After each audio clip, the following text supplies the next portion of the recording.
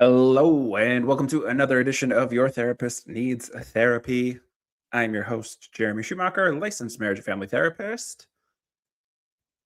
I don't know that there's much to talk about related to mental health that isn't looking at how fascism is bad for mental health.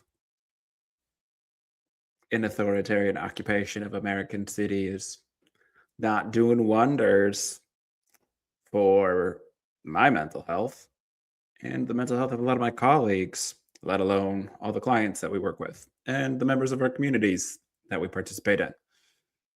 One of the things that Trump 1.0 taught me was, for my brain specifically, grounding in history has been really helpful. None of this stuff is new or particularly groundbreaking from a fascist lens, from an authoritarian lens. These quote unquote unprecedented times in America are very precedented. America, founded as a colonial project of various religious groups back in the day. So you see the title and you might think, like, yeah, obviously. But while the nation focuses on what's going on in Minneapolis, shout out to Minneapolis, all the people I know up there, all the people who are out protesting and standing up for their rights. I'm a Golden Gopher. It's my alma mater, is University of Minnesota Twin Cities. While everybody is looking at Minneapolis, I thought I would take a look at some of the foundational folks who have shaped the political movement that has become MAGA. I think all of these people would hate MAGA, which is interesting. But these are all Wisconsinites.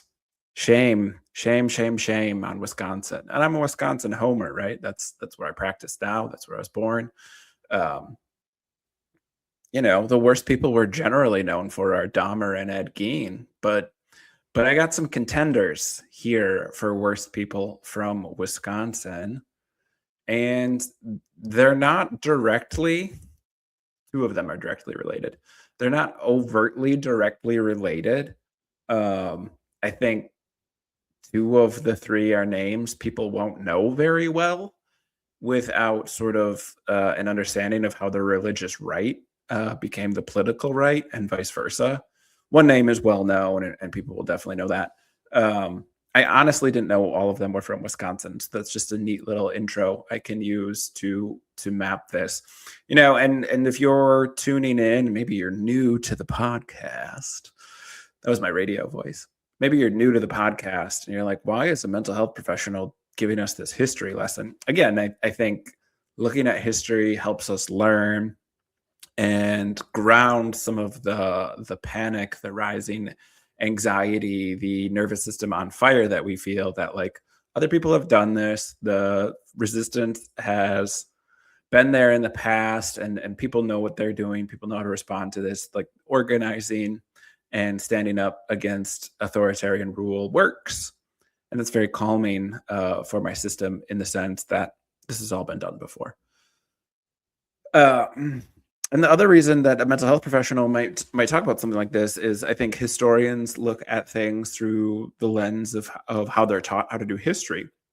I'm a licensed marriage and family therapist, and so what my brain does is patterns within systems, whether that is a couple, a romantic relationship. I see lots of polycules and otherwise sort of non-conforming romantic relationships. I'm a family therapist. I've worked extensively with the family system, whether that is adult siblings, whether that is grown kids and their aging parents. When I was a younger therapist, I used to work a lot more with teens and even young kids and those family dynamics. I'm also a sports psychologist, not a psychologist in so much as licensed in that I'm an LMFT.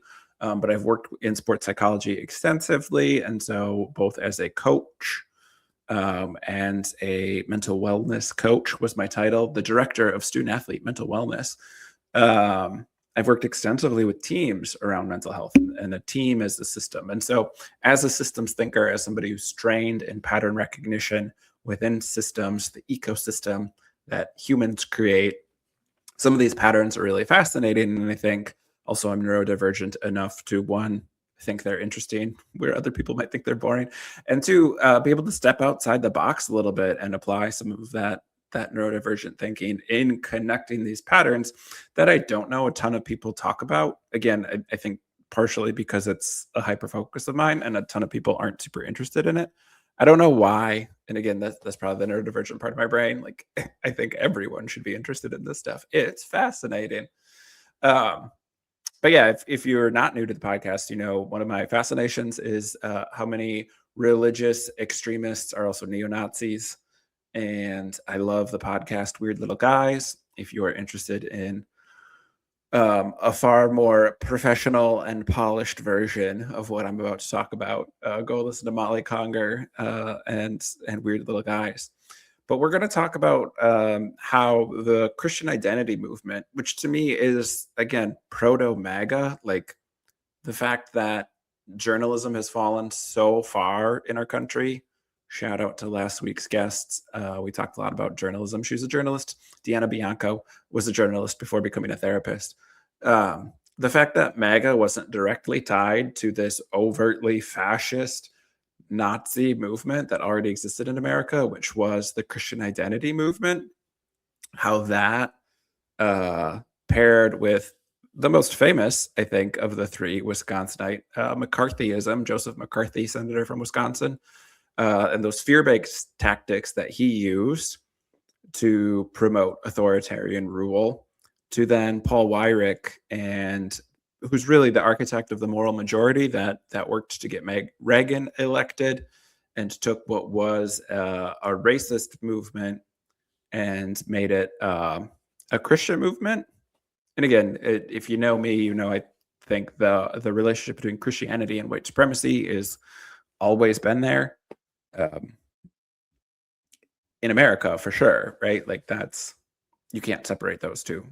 So we're going from Gerald L. Smith, probably the least well-known figure here, but he ran for president more than once, and to Joseph McCarthy, and those are the two that have a little bit of political overlap, but not a ton. To Paul Weyrich, and how those three figures, while not being directly connected to MAGA, all make up the family tree, are all roots in the system that we see today in the modern MAGA movement, who are to the point of saying we're at the authoritarian stage of you need to carry your papers with you or we can extrajudicially murder you, is the government's current stance. So that's fun. And yeah, so we're going to ground a little bit through history and learn a little bit about hopefully what got us here and how organizing against these things is really, really helpful, actually. So let's start with Gerald L. Smith. Gerald L. Smith is one of, there's not a ton, but is one of the most famous Christian identity figures here in America. What's his name? I want to say Howard, but it might be Edward. Barkoon is, the name I want to say. Oh, I've got it somewhere. I don't have notes. Michael, not close. I'm bad at names.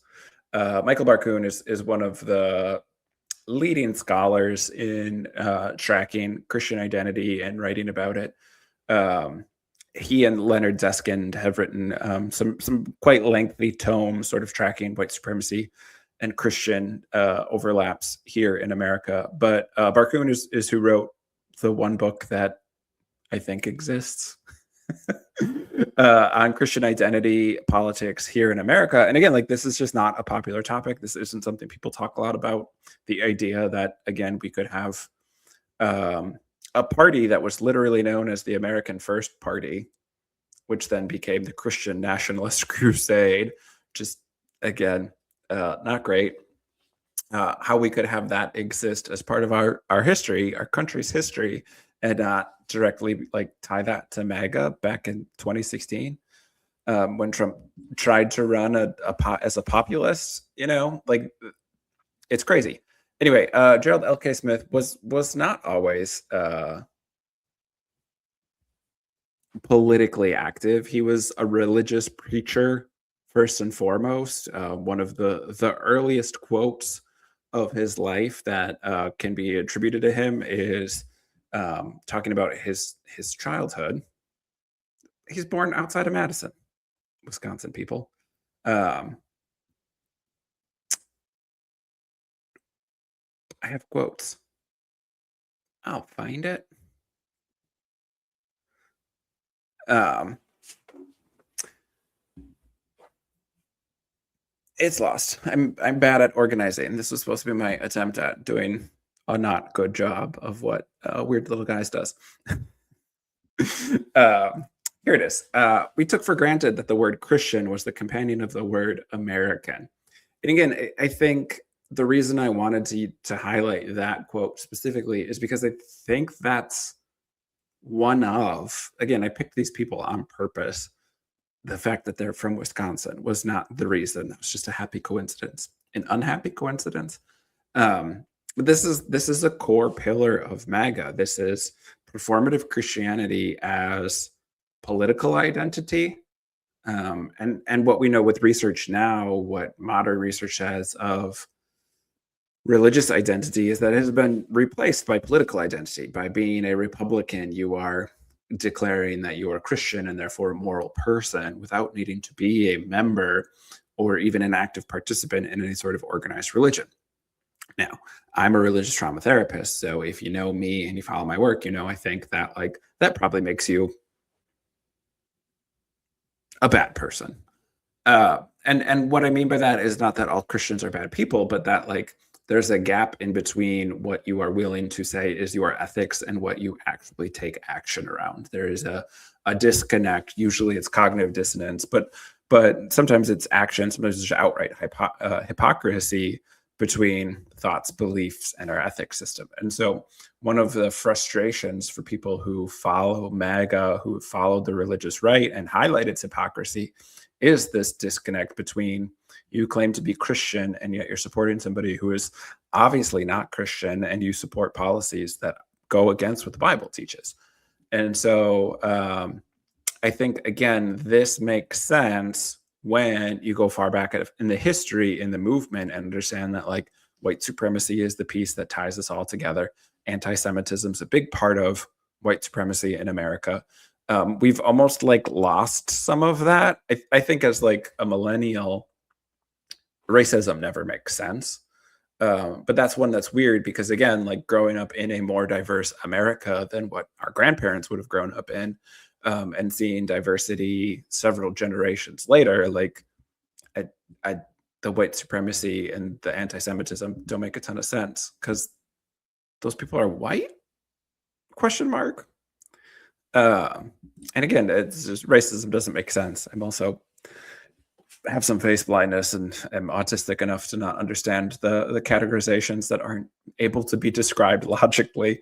So racism really doesn't make sense to me. It seems quite anti-intellectual, which I guess it is. That's kind of the whole point. But it's this performative Christianity, and again, I can argue with people on YouTube all the time about stuff like this. All religious movements that come back to somebody having a vision, a dream, are not reliable sources of information. There cannot be an internal consistency in how you live your life around something like that as an ethos. And that's Christian identity. Christian identity comes from the British Israelite movement, which is a weird white supremacist sort of way to say that British people are the lost tribes of Judah, and so the true Israelites, which makes them God's chosen people. And then some of those religious weirdos came over to America, and the Christian identity movement really blossomed in America to be a fringe religious movement. Again, never hit mainstream popularity, was pretty fringe, always was very deeply connected to the various Nazi, not even neo-Nazis, just actual Hitler, while Hitler was about, movements in America, fascist movements, authoritarian movements.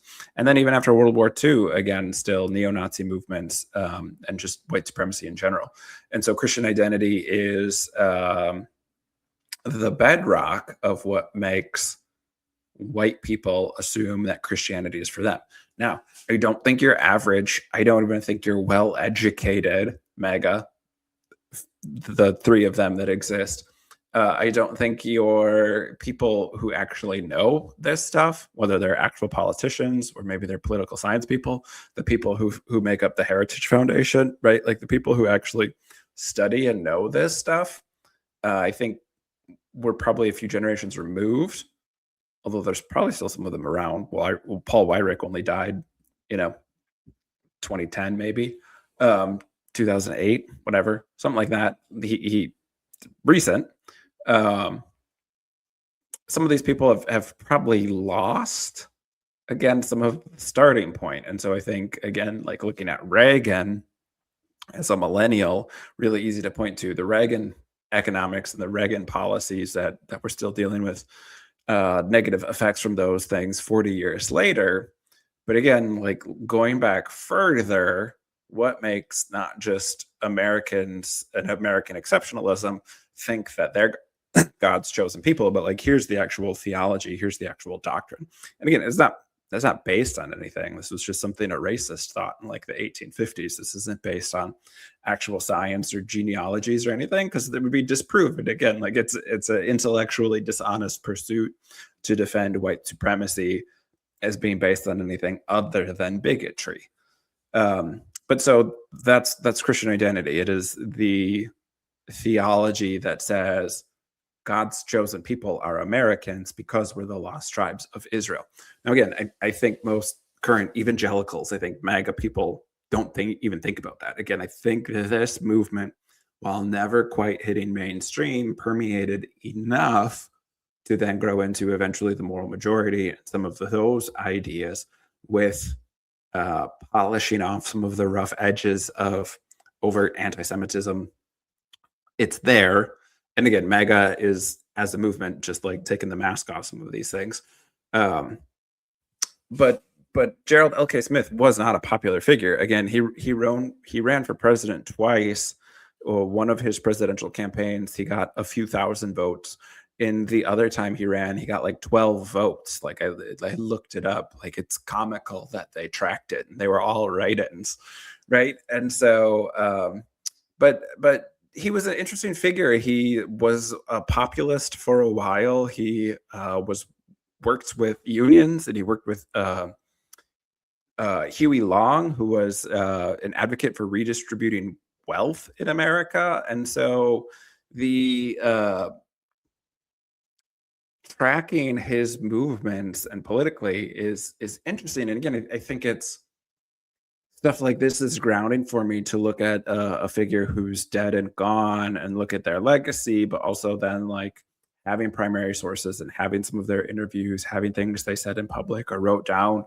We can see how people's things change over time, and his beliefs shifted over time. And some of what shifted him, from my perspective, again, this is not like factual, this is therapist looking at it. The reason that Freud wrote so much about wanting to kill his dad and fuck his mom was because Freud's dad married a 20-year-old when Freud was 14. Like, that's not part of a ton of Freud's biographies. Nobody's going to word it like that. That's Freud's biography is understood. That's the family therapist in me saying this pattern recognition and this tracks, right? And so Gerald L. Smith had a bunch of church drama. He was kicked out of congregations. Other pastors usurped his authority in congregations. And we can sort of see him sour and turn on things like supporting a movement for redistribution of wealth, like wanting to run a more populist thing. Like populism in America doesn't actually work. That's a whole separate thing. But one of the things that stays very consistent for him while he engages with different public figures, while he's in different political movements, the core belief for him is Americans are Christian, and he's violently anti-Semitic, right? And so the Nazi Party in Germany is in power in 1943. World War II is going on. And Smith starts the American First Party. Right? Like this is one for one copying what Hitler did in Germany and trying to do it here in America. He founded he worked with other Nazis to join the fascist Silver Legion of America, which was the American version of Nazi brown shirts. These were real things going on in America that again had a fascist movement that had political support for Hitler. Smith spoke out against he supported isolationism as a way to avoid America going to war because he wanted Hitler to win. He liked what Hitler was doing. He was anti-Semitic and thought that the Jews killed Jesus and therefore anybody who punished the Jews was a good Christian. Which, like, you can say sounds crazy, but the Zionist movement is supported predominantly by Republicans, and Christians are not friends with Jews. The evangelicals who support the Zionist movement are supporting it because they want Armageddon to come about. Their preaching, their teaching, their understanding of the world ending is that Israel needs to be a state, and then Armageddon happens, and then God sends all the Jews to hell. Like, this isn't some, like, hooray, Christians and Jewish people getting along. This is Christians still being anti-Semitic while supporting the state of Israel existing as a means to God's eventual punishment of everyone who's not Christian. It's psychotic. And so these things keep building. He's overtly anti-Semitic. He likes what Hitler's doing. Hitler loses. And World War II ends, being a Nazi, not seen as a winning strategy anymore. And so this is when Gerald L. Smith shifts a little bit and he starts the Christian Nationalist crusade. Again, like isolationist nationalism as sort of this American first thing. What he means by that is like white Christian Americans first. And again, this is why I say like the Christian identity movement is proto-MAGA. It is grievance politics that has a just bold-faced racism baked into it, and you're not allowed to question or interrogate those beliefs because in America we're real big promoters of the idea of religious freedom while not actually being particularly big fans of protecting religious freedom. I say that as an atheist. And so the Christian Nationalist crusade is the thing, and Smith then comes into contact for really the first time with some of the Christian identity movers, Wesley Swift, William Potter Gale, some of these other people who were members of the British Israelite movement, who were preachers in that movement. And what Smith brings to the table is like an organizational skill set that other members just didn't have. He had this political background. He had built political parties. He had done some of these things. And so he could sort of bring these groups together and do some of the PR. He did a lot of publishing for them. And so he sort of glommed on the anti-Semitism of it. He heard Wesley Swift preach and said, you know, the true Israel gave us the Messiah and demonstrated this is Gerald L. Smith talking about Wesley Swift. He identified the true Israel, which gave us the Messiah, and demonstrated to me with the proper text that Christ's worst enemies were not God's chosen people. We were indeed Israelites. He demonstrated that the crucifiers of Christ were apostates, sons of Satan, and the seed of Cain. And again, like that's the core teaching is the people who killed Jesus, the Jewish people, were not God's chosen people. So again, taking Old Testament teachings, God chooses Israel, Israelites are God's chosen people, and turning that over and saying, no, the Israelites, as we understand them, are actually from Cain. They're the offshoot of the people who killed Abel, who worked against God. They killed Abel, they killed Jesus, and therefore they're offspring of Satan. Now, there's a big, long history of the seed of Cain being used for racist ideology.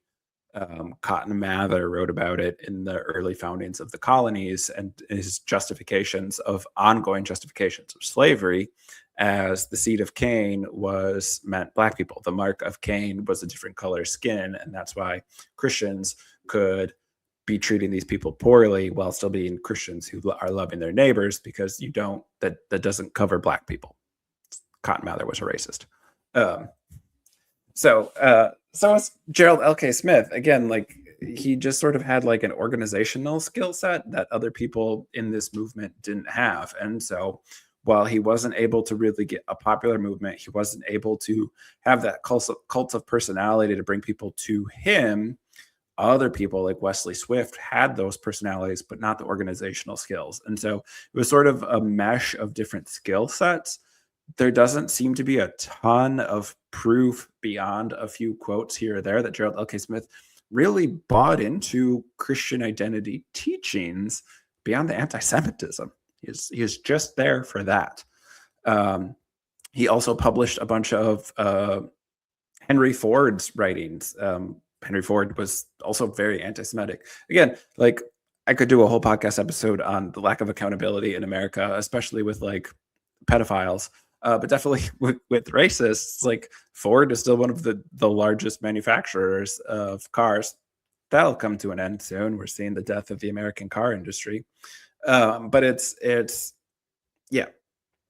Smith was a good propagandist in the sense that he had the skill set to write and publish and edit other racist, bigoted ideas. I'm just including this one because it like relates to what I do. He also fought against the Alaska Mental Health Enabling Act, which was a political movement to get Americans in Alaska better mental health care. And this is where World War II has ended. He sort of failed to build any sort of credible movement. He's still deeply anti-Semitic. He gloms on to the anti-communist sort of things, Alaska being particularly close to Russia.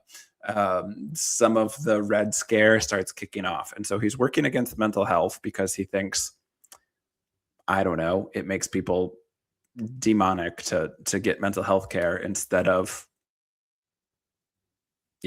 going to therapy. That one's still pretty popular among the American Christians. But he's the propagandist who came up with sort of calling it the Siberia Bill and tying Alaska in its close proximity to Russia and saying, well, it must be a communist ploy.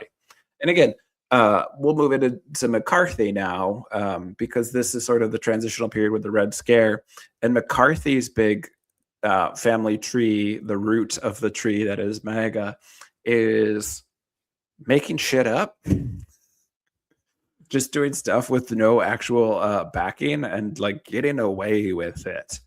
And so again, the communism as this catch-all for anything we don't like, we'll call communist without needing to define or even understand what communism is about, because that's scary, because it's tied to the bad people from World War II. Nazis were so bad, we couldn't label that, but we could try and go anti-communist. Last thing on Gerald L.K. Smith as we move into anti-communist hot takes from idiots.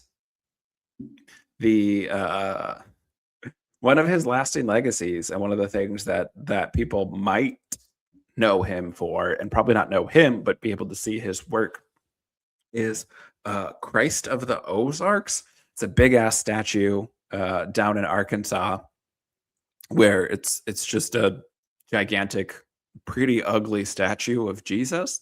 This is not like the baller one, and I say this again as an atheist that's down in Brazil. This one sucks. But he worked with the I'm gonna say famous propagandist, right? Like the sculptor who did Mount Rushmore. Like, you have to think in that terms of that person as being a propagandist, I think.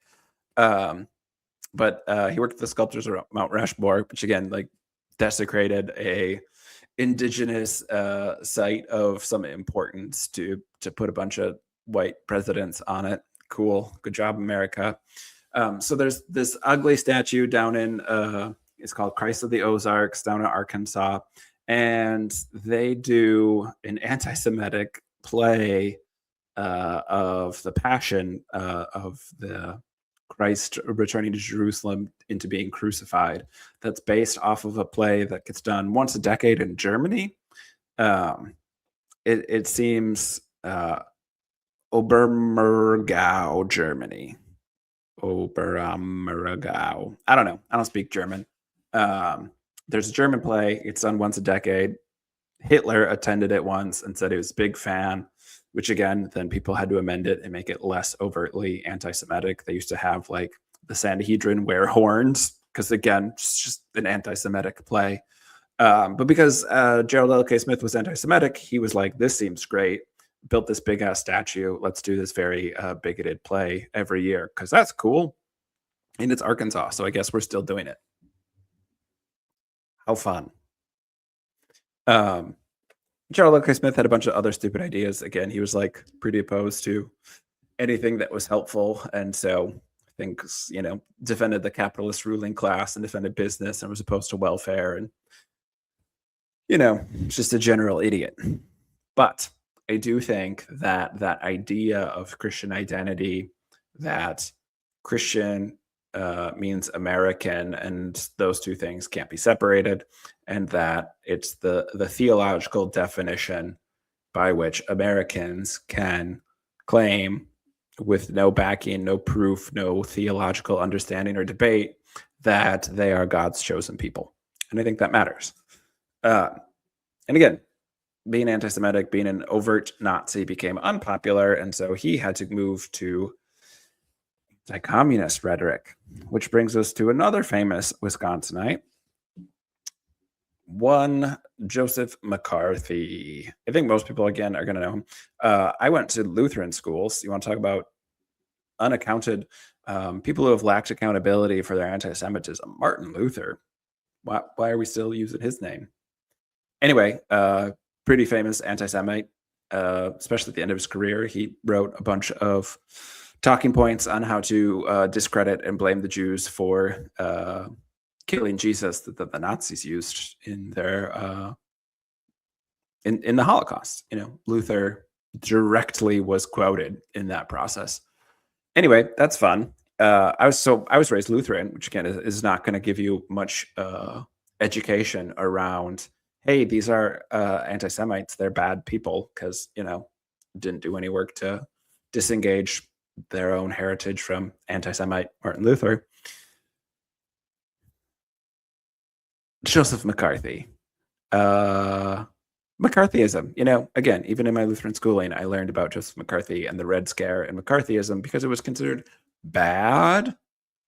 But again, I don't think we did much to learn or grow. Story of America. We didn't end colonization. We didn't end slavery. We didn't end racism. We just sort of let these things hang around until we have, state-sponsored executions in the street. Anyway, McCarthy is from Wisconsin. He was a senator here. He served as a judge here for a while. He went to Marquette Law School. It's where he got his law degree before becoming a judge. I went to Marquette. I said earlier my alma mater was University of Minnesota Twin Cities. I don't know what term also alma mater for grad school, but I went to grad school at Marquette. No recognition of Joseph McCarthy on campus. Again, fallen out of favor. McCarthy was just like a fucking liar. And I think, again, this is important in understanding the MAGA family tree because there's a lot of fear-mongering that requires zero evidence. And I think McCarthy is one of the first people to really do that. And the direct tie is McCarthy and Roy Cohn worked together. Then Roy Cohn leading into Roger Stone and Donald Trump is a direct connection. And so that family tree feels, if we have sort of Christian identity, you got three roots in the tree of Christian identity is sort of one of the offshoot roots. And then you're going to have the moral majority is less offshoot. But like I think McCarthyism is sort of that center shoot because it is that direct connection from Roy Cohn to Roger Stone to Donald Trump is, again, like I guess 2 degrees of separation, but Trump knew Cohn, or there's some overlap there, so 1 degree of separation. But yeah, McCarthy's whole career is sort of based on like grandiose lies that would have been easily proven wrong, and he just like committed to the bit and sort of got away with it, which again I think explains a lot about Donald Trump. Um, Again, sort of the Roy Cohn school of thought around Republican politics is like just never admit anything. And so, yeah, again, we see sort of some of these things. Um, but McCarthy like first won his first judicial position by just like lying about how old his opponent was. His opponent was 66, and McCarthy was a young man at the time. And McCarthy was like, "This old doddering fool is too old. He's 73 years old. Can you believe that? 73, 73." Not lying about somebody's age, who was only 66, but also just 73 was disqualifying from getting elected. What a simple time. What a simple time. So again, like just something that was like understood to be wrong and that he just bold-faced lied about, and then we're still here. He still got the position. He then joined the Marines and went to war, which he wasn't supposed to. Judges are not supposed to be able to serve in the military. Again, like just a whole bunch of stuff. And McCarthy had a tie to gambling, which not what you want from your judges, right? That's not good. It's not a surprise, but also it's not great.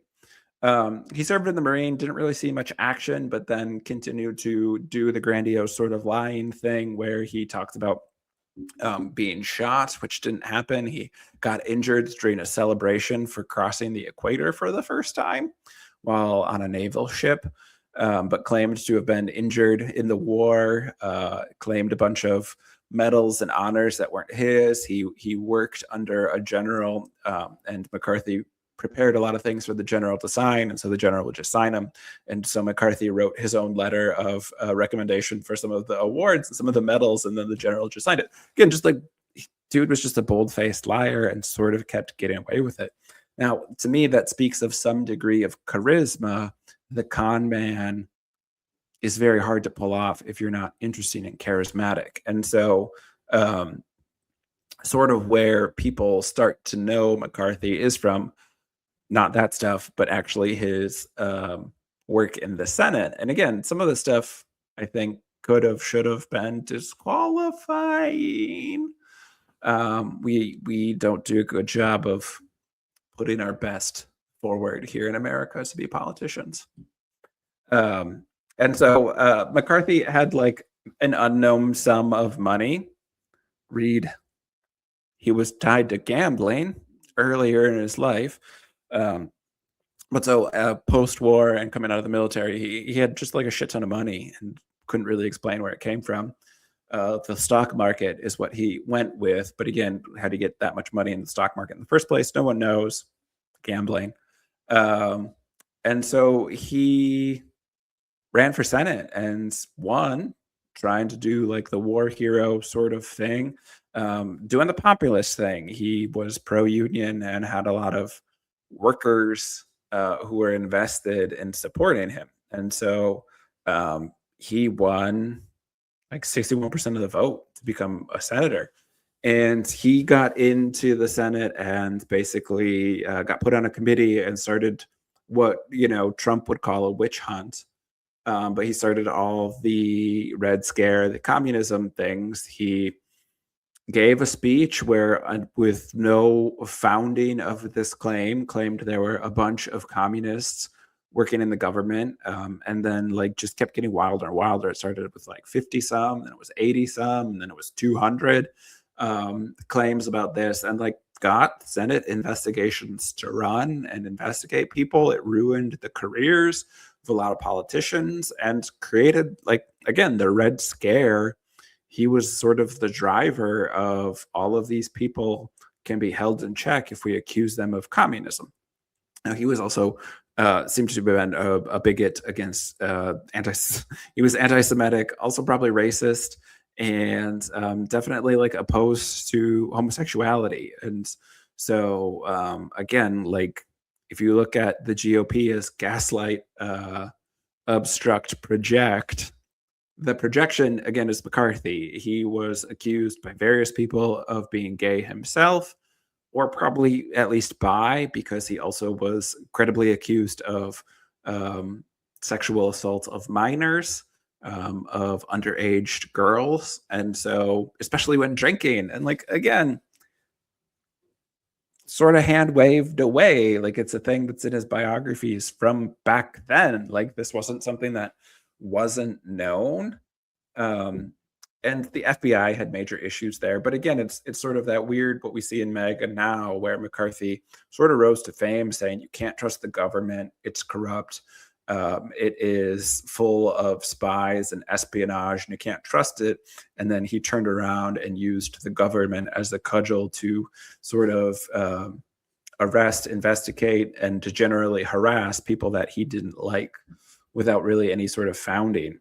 And so we also see corruption, not at the scale it is today, America, but he took a ton of money from various interests. And what started out as sort of a populist pro union guy became very pro business as he took bribes, as a regular person would understand them.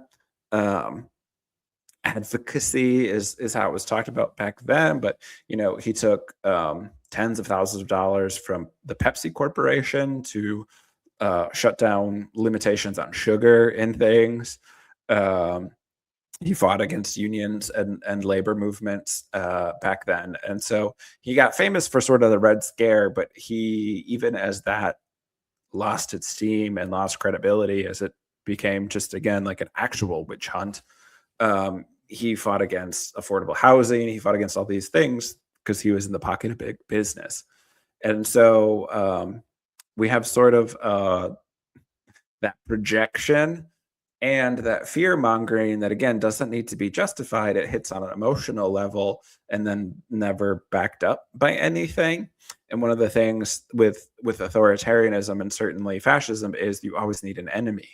And what happens where sort of the idea that fascism always comes home, but people who study history will talk about that the enemy within is part of it. You need an in group and out group, and when you run out of out groups out there, you look inward. And so McCarthyism was sort of this idea of like, you can't trust the government, you can't trust your neighbor, anybody could be a communist spy.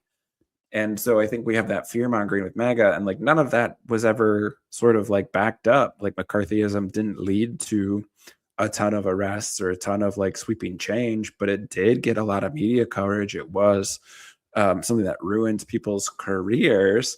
And every time things would get bogged down, you just accuse someone else. And so I think, again, that understanding of sort of the Roy Cohn to Trump thing, where it's like, never admit anything that's wrong and like just always keep plowing forward. Like, again, I'll talk regularly about Trump being in the WWE Hall of Fame as a celebrity member. That sort of controversy creates cash mentality, that carny mentality of pro wrestling.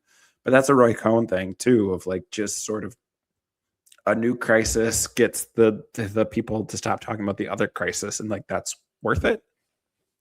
And so that was sort of McCarthy too, is he just sort of went from one thing to another. When it's not working, just accuse someone else and start a new thing. And so he was elected again with a lower win rate, lower than Eisenhower, who's a Republican, won the state. So again, we can see him being pretty unpopular, eking out a win. And then he shifts from like union stuff to big business and gets tied into the Kennedy family. So again, this is not like Illuminati level conspiracies. And I'm certainly not like, I mean, I'm not a Democrat, but I'm neither political party. We don't have a leftist political party enough for me here in America. But this isn't like some blue and on shit either. Like, this is just like, yeah, this is how like wealth accumulation has happened in America. The coup to end democracy in America, again, I would argue started with the moral majority in the 70s, but these were some precursors even to that build the foundation that the moral majority capitalized on. So this is how we start to shift to Paul Weyrich. But before we move to Paul Weyrich and the moral majority, what we have with McCarthy is the Kennedy family and Kennedy Sr., right? So JFK's dad is actually who Joseph McCarthy linked up with. He was Kathleen Kennedy's godparent. And I think that's been debunked. But again, like, he talked about it. He was just, again, sort of this like grandiose liar. But the Kennedys gave him a bunch of money, supported a bunch of stuff. So even though he was sort of floundering on policies and unpopular, he was raking in money and, again, like, getting political connections and doing a bunch of stuff where other political movers and shakers used him. The Kennedy family specifically used him as an example to soak up a lot of anti-Catholic sentiment in America, so that then somebody who was Catholic, like JFK, could run and eventually win. And so, yeah, it's an interesting, again, sort of not digging into every historical facet, and certainly not being somebody who's well-versed in politics. I didn't learn much of this stuff in, again, my very religious upbringing. But when we look at sort of what's the environment, what's the ecosystem that some of these things grew out of in America, we can certainly see how the Red Scare, make threats, make wild accusations, and never back anything up. That pairs really well with modern Trumpism, and that paired really well where Paul Weyrich comes in with the moral majority, with the evangelical community. The religious right has already been primed for centuries to believe things without evidence. So if we want a fear-mongering tactic, if we want to have this agenda that we make wild accusations and we say these crazy over-the-top things but never offer any evidence for them, well, here's our audience. It's Christians, it's evangelicals, and Catholics, Catholicism more then, but certainly Christians now. Now, Paul Weyrich is, I don't think, a well-known name, but he co-founded the Heritage Foundation. He was a huge part in getting Reagan elected. He worked with some of the other big figures, again, of the moral majority, the Jerry Falwells of the world. Like, these were the guys who were sharing room, who were sitting down and figuring out policy. And so Weyrich coined the term moral majority. Weyrich was not charismatic. If you've ever seen him speak, he's not an interesting speaker. Dorky looking dude, the big, thick 70s glasses. Yeah, he was a religious weirdo, not an evangelical. He was also Catholic. Born in Racine, for our Wisconsin connection here. His dad was an immigrant. McCarthy too was like a recent immigrant. I was sort of surprised the heritage here of so many people. Again, I think that's just projection, right? Like, so many of these people who were shouting about patriotism were like a generation removed from being an immigrant family. So Weyrich, again, not a charisma dude, but sort of similar to Gerald L.K. Smith in that he understood sort of the PR side of things. Weyrich started as a journalist. He worked as a political reporter for the Milwaukee Journal-Sentinel here in Milwaukee. He was a political reporter. He worked TV. He was a political correspondent for a local TV station, and he worked as a political correspondent for local radio. Before moving to news director out in Denver, and then again moving into sort of the political scene with the moral majority. And so after moving to Denver and being a director for radio out there, he connected to the Coors family. Yep, that Coors family, the ones who own Coors Brewing. And so he came into contact with people who had a lot of money, and he sort of heard some of their frustrations and tapped into that and said, well, if you were willing to fund a think tank, we could work to do some of these things. And his first attempt didn't really go anywhere, but eventually then became the Heritage Foundation. And so the Heritage Foundation, with a lot of sort of wealthy person money backing it, became the think tank that we know today as the authors of Project 2025. But like I would argue, as the long running coup to end American democracy and build a theocracy uh, started then in 1973. Right. And so that's the Heritage Foundation, and MAGA just sort of as like the culmination of a lot of that. What Weyrich did was said, hey, a lot of our overt racism is unpopular. He was not opposed to the racism. He didn't like the messaging around it because he didn't think it was winning. And so, here's a fun quote for Weyrich. Let's remember that the religious right did not come together in response to the Roe decision. No, what got us going as the political movement was the attempt on the part of the Internal Revenue System, the IRS, to rescind the tax-exempt status of Bob Jones University because of its racially discriminatory practices. The religious right didn't rally around Roe, even though that became the rallying cry, which again we saw the culmination of with the overturning of Roe v. Wade, that they led with abortion as a Christian concern. It never was until 1973. And then it became a political concern as a way to get people who were opposed to desegregation. Bob Jones University refused to desegregate, and the IRS was said, well, then you don't get to run as a tax-exempt religious institution. You'll just have to pay taxes, and that's what it'll be. And so like Weyrich said, yeah, that's a losing strategy to fight that. We're going to go after abortion. And so early supporter of voter suppression in 1980, he's saying, I don't want everybody to vote. Elections are not won by a majority of people. They never have been, and they are not now. As a matter of fact, our leverage in the elections quite candidly goes up as the voting populace goes down. Again, this is somebody who was fundamental in building the Heritage Foundation. And again, like 50 years of working on voter suppression. How did Trump win in 2024? 7 million fewer people voted. Now, that's not entirely true, that they did vote and their votes weren't counted. Right. And so we see, not that Weyrich was still around then, but that he was somebody who worked to say the fewer people that vote, the better it is for Republicans. And while we are racist, we can't say we're racist. And so we'll just do all these sort of dog whistly things, but we're going to make it about something that Christians can be publicly in support of. And so, yeah, I mean, Weyrich also worked with what became the Dominionist movement. And so if you follow sort of where Pete Hegseth, and I talk about him all the time. I want to say Gary Johnson, and I know that's not right. Mike Johnson, the Speaker of the House, are both Dominionists. They come from the New Apostolic Reform. And so yeah, Weyrich also was part of that movement, where that is a really bad reading on the Bible.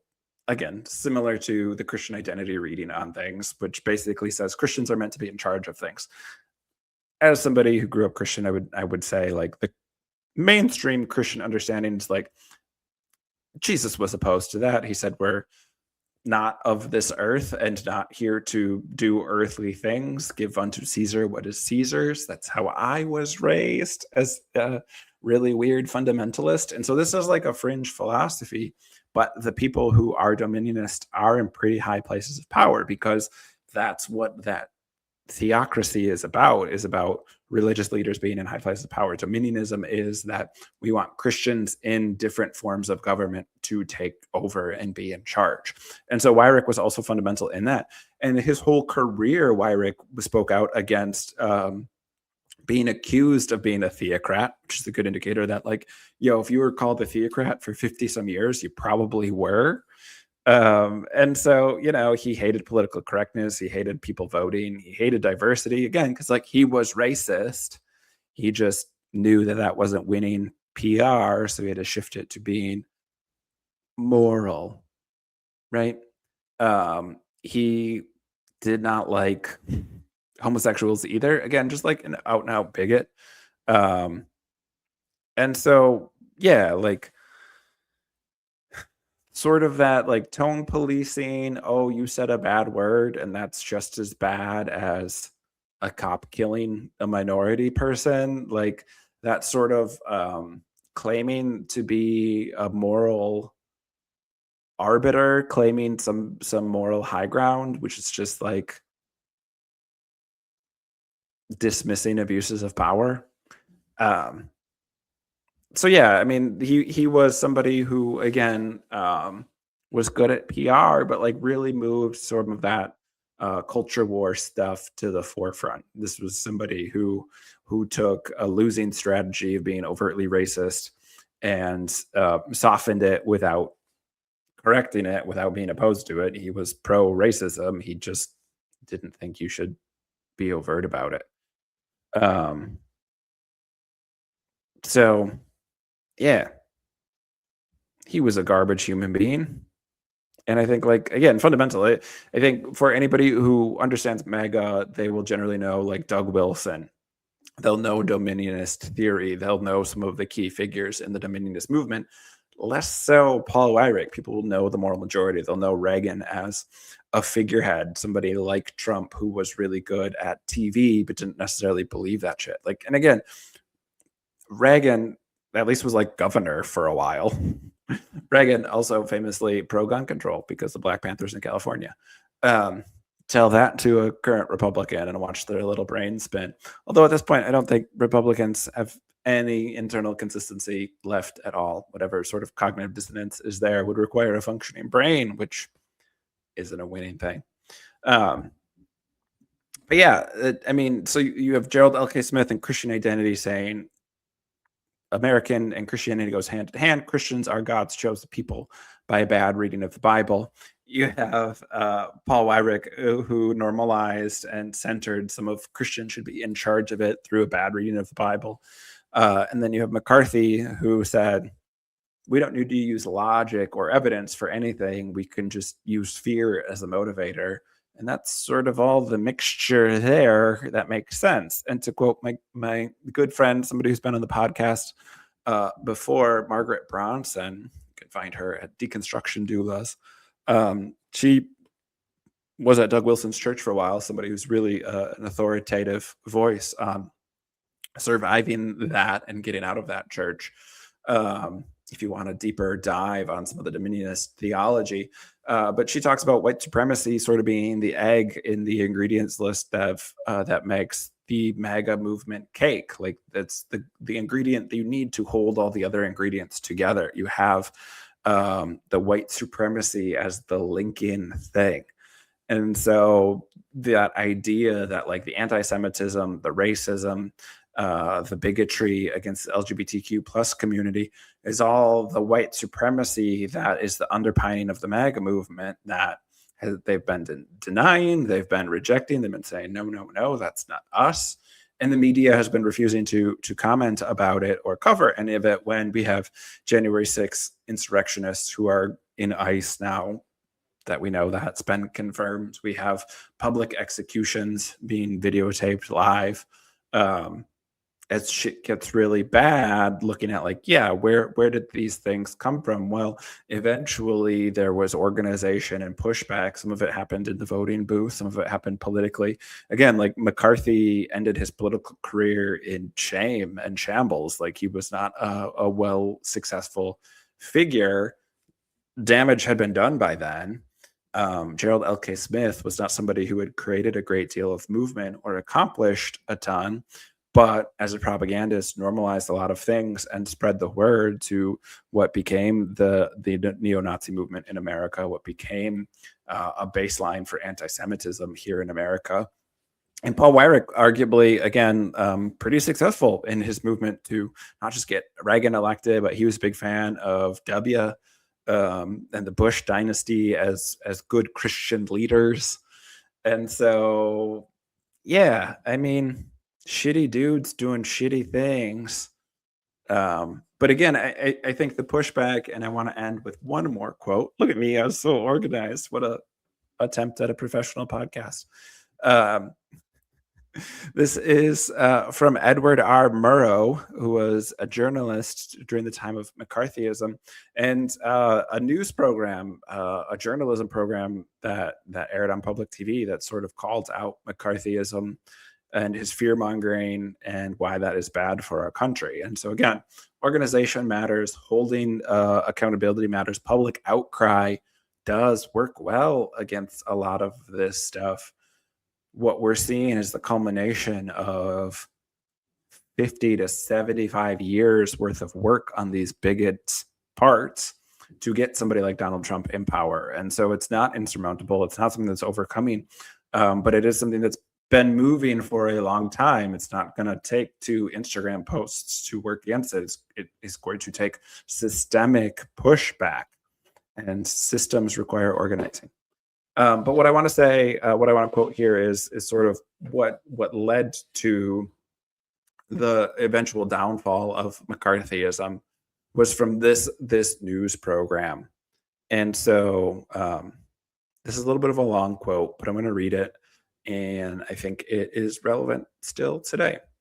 So Murrow said regarding McCarthy, "No one familiar with the history of this country can deny that congressional committees are useful. It is necessary to investigate before legislating, but the line between investigating and persecuting is a very fine one, and the junior senator from Wisconsin has stepped over it repeatedly. His primary achievement has been in confusing the public mind as between the internal and external threats of communism. We must not confuse dissent with disloyalty. We must remember that accusation is not proof, and that conviction depends upon evidence and due process of law. We will not walk in fear one of another. We will not be driven by fear into an age of unreason. If we dig deep in our history and our doctrine and remember that we are not descended from fearful men, not from men who feared to write, to speak, to associate, and to defend causes that were, for the moment, unpopular. There is no time for men who oppose Senator McCarthy's methods to keep silent, or for those who approve. We can deny our heritage and our history, but we cannot escape responsibility for the result." Let's read that line again, because it's probably of all of the ones I agree with most. We can deny our heritage and our history, but we cannot escape responsibility for the result. There is no way for a citizen of a republic to abdicate his responsibilities. As a nation, we have come into our full inheritance at a tender age. We proclaim ourselves, as indeed we are, the defenders of freedom, wherever it continues to exist in the world, but we cannot defend freedom abroad by deserting it at home. And again, as a leftist, I don't agree with most of that. Again, fuck American imperialism. Continuing, Murrow, the actions of the junior senator from Wisconsin have caused alarm and dismay amongst our allies abroad and given considerable comfort to our enemies. And whose fault is that? Not really his. He didn't create the situation of fear. He merely exploited it, and rather successfully. Cassius, reference to Shakespeare's play, Cassius was right. The fault, dear Brutus, is not in our stars, but in ourselves. And while that's like a very pro-America sort of non-critical colonizer lens, I think a lot of what he said in there was true. It's not the time to speak up. It is the time to not be okay with supporters of this fascism, not letting fear run things, and that it doesn't matter if the authoritarians, the fascists, deny reality. Like the repercussions are still here, and we have to deal with those, and we have a responsibility to deal with those. And so, again, a little bit of hope to hopefully maybe wrap this up here. These are long-standing, slow-moving things that have built to a moment in time that we're dealing with now. The rise in authoritarianism is no accident. It was not something that was always destined to happen, and it isn't something that can't be overturned. It is something that can be resisted if we push back, if we stand up and unite against it. And so find a way to take some action. You don't have to go to a protest, but if you're able-bodied and free to do so, go to a protest. Make a meal for your neighbors so they can participate in a strike. the first and largest strike in any American state since the 30s just happened. There's organization that can happen. ICE is coming to your jurisdiction at some point, unless we stand against it. But it's going to spread out. This is a very well-funded police state. And so organize now, figure out who's working on responses. You don't have to reinvent the wheel, but you have to connect.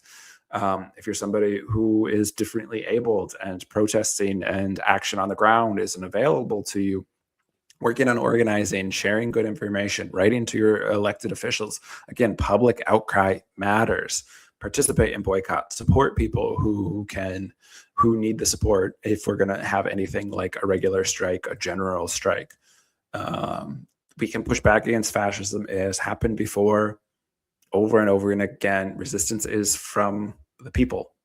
And so the fascist authoritarians took a long time to organize and a long time to see their efforts pay off. It is time to organize our efforts to resist. It is time to participate in that resistance.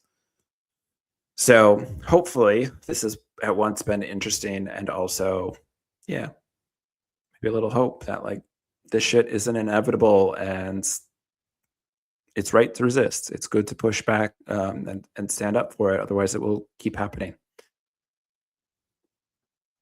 Fuck all these people, racists, bigots, Gerald L. Smith, Joe McCarthy, Paul Weyrich, fuck ICE, fuck Donald Trump. Y'all know where I stand on this shit. It feels, it was always an easy sign off for me to have something repeatable, but it feels, while I always believed it, a little bit more pressing. But my normal sign off, take care of yourself, take care of somebody else. Peace, y'all.